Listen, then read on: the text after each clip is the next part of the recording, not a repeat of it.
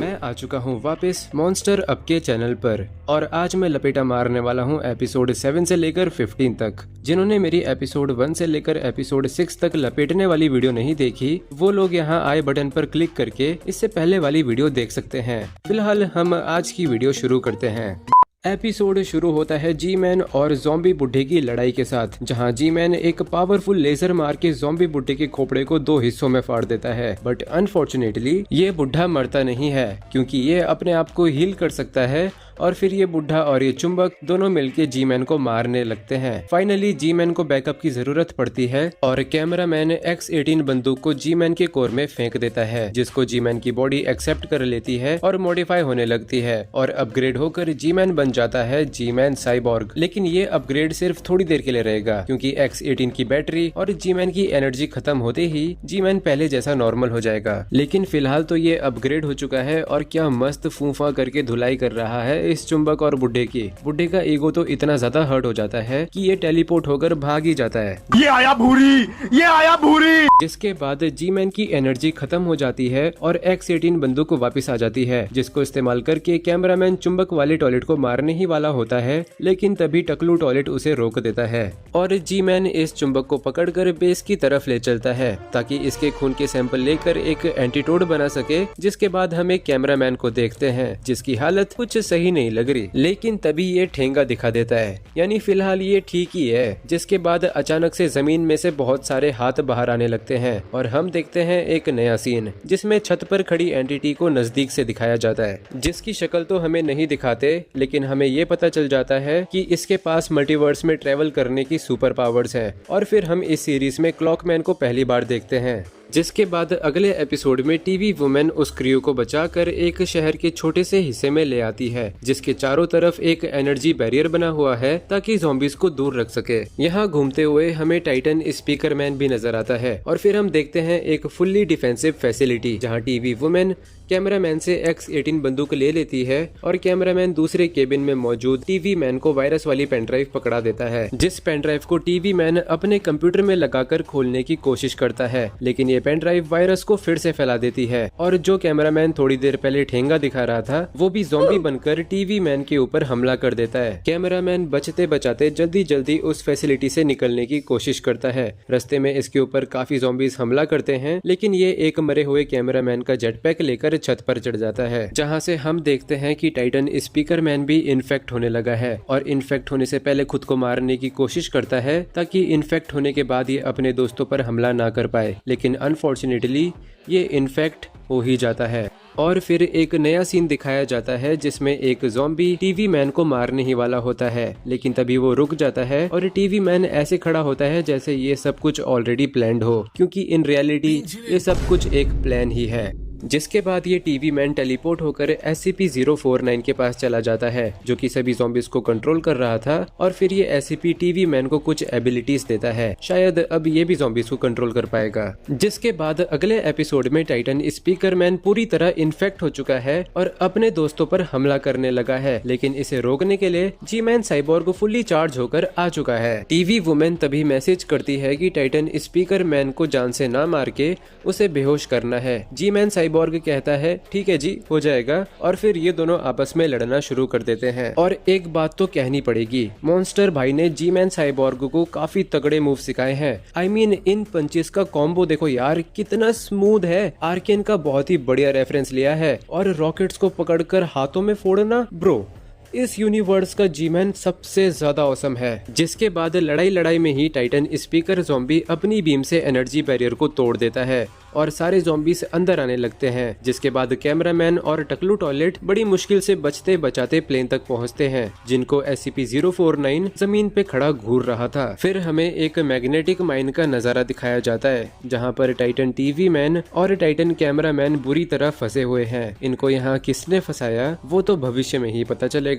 जिसके बाद हमें अगली वीडियो में एक जंगल का नजारा दिखाया जाता है जहाँ पर क्लॉक रेस और ड्रिल रेस जाल बिछाकर बैठे थे, लेकिन अलायंस के ऊपर हमला करने का उनका कोई इरादा नहीं था। फिर भी गलती से रॉकेट छूट जाने की वजह से इनके बीच लड़ाई शुरू हो जाती है, जो लड़ाई थोड़ी देर में खुद ही रुक जाती है जैसे ही ये लोग एक ज़ॉम्बी के चिल्लाने की आवाज सुनते हैं।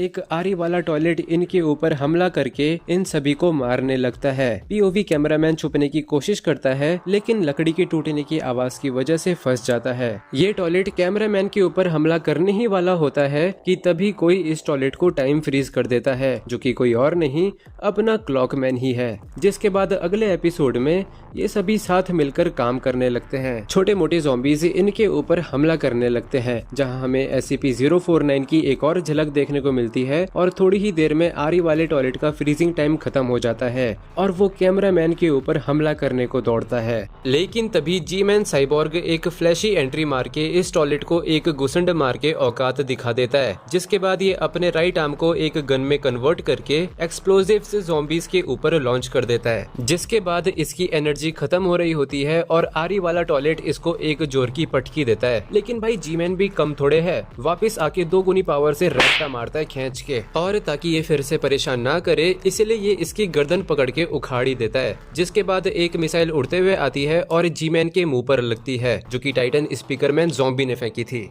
जी-मैन लड़ाई शुरू करने ही वाला होता है कि तभी माइकल जैक्सन टॉयलेट आकर उसे धकेल देता है और बहुत ही चालाकी से जी-मैन का एक हाथ भी काट देता है। जिसके बाद ये दोनों ज़ॉम्बी जी-मैन पर मिलकर हमला करते हैं और उसे पकड़कर गला काटने की कोशिश करते हैं। लेकिन अगले एपिसोड में जी-मैन एक शील्ड बनाकर अपने आप को बचा लेता है। जिसके बाद ये मामला जल्दी निपटाने के लिए पावर कंजम्पशन को बढ़ा देता है, जिसकी वजह से इसे ज्यादा ताकत मिलेगी लेकिन बदले में एनर्जी भी ज्यादा खत्म होगी। मॉन्स्टर मोड एक्टिवेट करते ही इसका राइट हाथ वापस आ जाता है, जिसकी ये गन बना के पहले ही टॉयलेट को मारता है और फिर तलवार बना के टाइटन स्पीकरमैन की छाती में घोंपता है। ये अकेला ही दोनों ज़ॉम्बीज को पटकता है और फिर आता है मेरा फेवरेट सीन।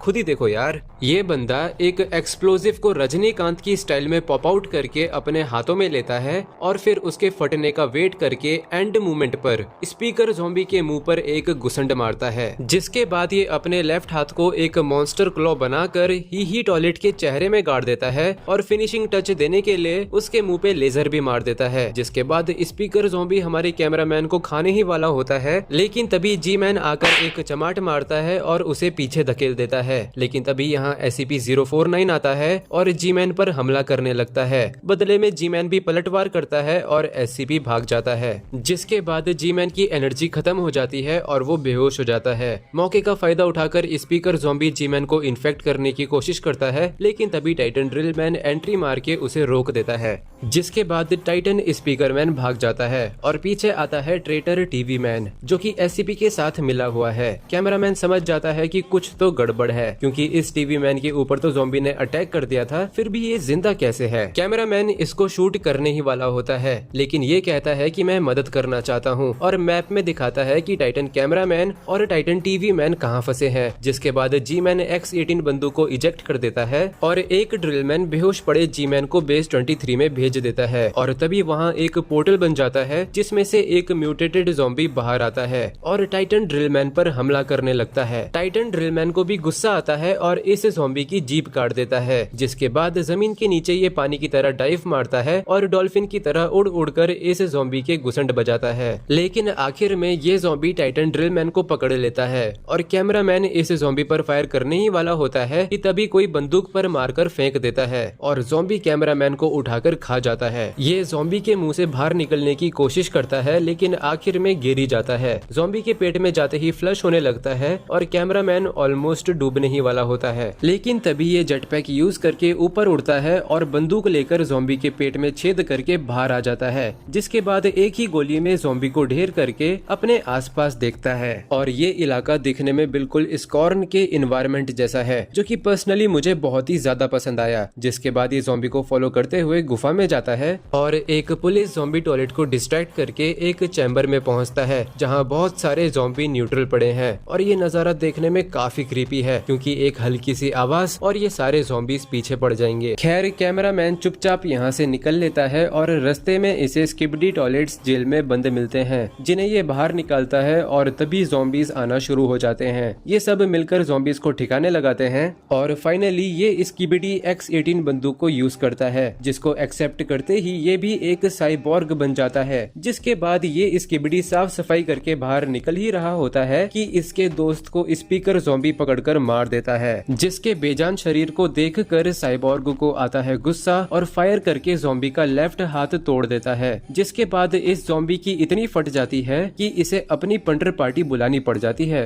जिनके हमला करने से तुरंत पहले ये साइबॉर्ग एक शील्ड बना देता है। लेकिन ये ज़ॉम्बी अपने ही सिपाही को खाकर खुद पहले से ज्यादा ताकतवर हो जाता है और शील्ड पर मार मार के शील्ड तोड़ के साइबॉर्ग को धकेल देता है। साइबॉर्ग भी फुल एनीमे स्टाइल में इस ज़ॉम्बी को हवा में उड़ा के धोता है और जमीन पे गिरा के मिसाइल फोड़ देता है। जिसके बाद आता है फाइनल ब्लो, एक रॉकेट पंच। लेकिन फिर हम देखते हैं कि ये साइबॉर्ग खांस रहा है, यानी इसकी तबीयत बिगड़ने लगी है। तभी एक और ज़ॉम्बी आता है जो अपनी टीवी स्क्रीन से साइबॉर्ग को हिप्नोटाइज करके खुद को मरवाने की कोशिश करता है। तभी कैमरामैन इसकी स्क्रीन तोड़ देता है और साइबॉर्ग को होश आ जाता है। जिसके बाद ये दोनों भागने लगते हैं, लेकिन साइबॉर्ग उड़ते उड़ते गिर जाता है और धीरे धीरे X-18 बंदूक इस म्यूटेंट को पूरा एब्जॉर्ब कर लेती है। यहाँ हमें पता चलता है कि X-18 बंदूक बहुत सारी एनर्जी डिमांड करती है। अगर कोई छोटा मोटा टॉयलेट इसे इस्तेमाल करेगा तो वो मर सकता है, बिल्कुल इस म्यूटेंट की तरह। सिर्फ जी-मैन जितने बड़े टॉयलेट ही इसे बिना मरे इस्तेमाल कर सकते हैं।